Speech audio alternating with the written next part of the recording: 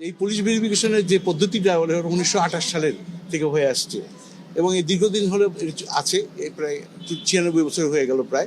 এখানে কিন্তু অনেক রকমের কোশ্চেন, যেটা ব্রিটিশ আমলের যে ম্যানুয়াল, সেখানে অনেকগুলো পয়েন্ট আছে যেগুলোর উপর জিজ্ঞাসা করা হয় এবং তদন্ত করা হয়, এবং এর ফলে অনেক সময় আপনার অনেক চাকরি প্রার্থী বাদ পড়ে যায়।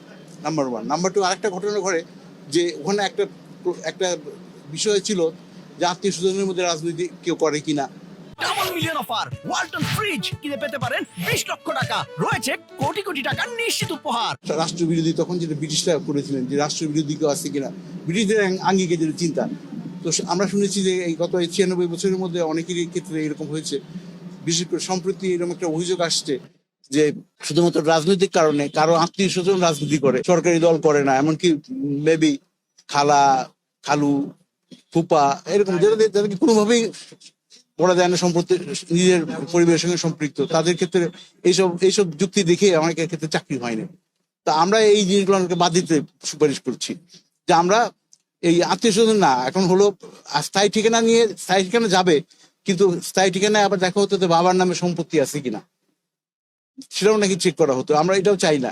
আমরা বলছি যে সবচেয়ে আমাদের প্রথম 1 নম্বর ডকুমেন্ট হলো ন্যাশনাল আইডি কার্ড, কারণ government already national ID card আইনের মাধ্যমেই এটার পিছনে আইন আছে, back by some law, national ID card.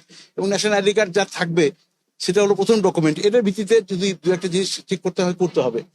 এবং ন্যাশনাল আইডি কার্ড ছাড়া কারো চাকরি পাওয়ার কথাও না, কারণ 18 বছর বয়স হওয়ার পর ন্যাশনাল আইডি কার্ড পাওয়ার কথা। এবং ন্যাশনাল আইডি কার্ড দেওয়ার সময় তো সবকিছু তদন্ত করার কথা, তদন্ত করা হয়। তো এরপরে আমরা, এবং হয়তো অনেকে বলতে পারেন যে অনেক চাকরি এত গুরুত্বপূর্ণ না, কেন তদন্ত করতে হবে? কিন্তু গুরুত্বপূর্ণ না এই কথা বলা যাবে না।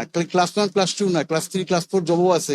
মনে করেন একটা ব্যাংকের একটা গার্ড, তার চাকরিও গুরুত্বপূর্ণ। কারণ একজন ভুয়া লোক একজন নাম ঠিকানা পাল্টায় যদি চাকরিতে ঢুকে এবং পরবর্তীকালে কোনো দুর্বৃত্তের সঙ্গে জড়িত হয়ে যায়, ব্যাংকের ক্যাশিয়ার, ব্যাংকের ক্লার্ক, সেটা ব্যাংকের একটা গার্ড, সে চাকরিও গুরুত্বপূর্ণ। এবং আমরা জানেন যে প্রাইভেট ব্যাংকগুলো কিন্তু পুলিশ ভেরিফিকেশন ছাড়া চাকরি দেয় না। তো এই কারণে আমরা এই পুরো ব্যাপারটাই আমরা নিয়ে বসছিলাম যে যেভাবেই হোক এই মানুষের হয়রানি যাতে কমে। তো এটা মোটামুটি এগ্রি হয়েছে সবাই। না না না, থাকবে ন্যাশনাল আইডি কার্ডটা থাকবে, কিন্তু ওই যে রাজনৈতিক পরিচয় টরিচয় ওগুলো বাদ দেবো আমরা। হবে, কিন্তু রাজনৈতিক পরিচয় বা আত্মীয় স্বজনের পরিচয় ওগুলো বাদ থাকবে।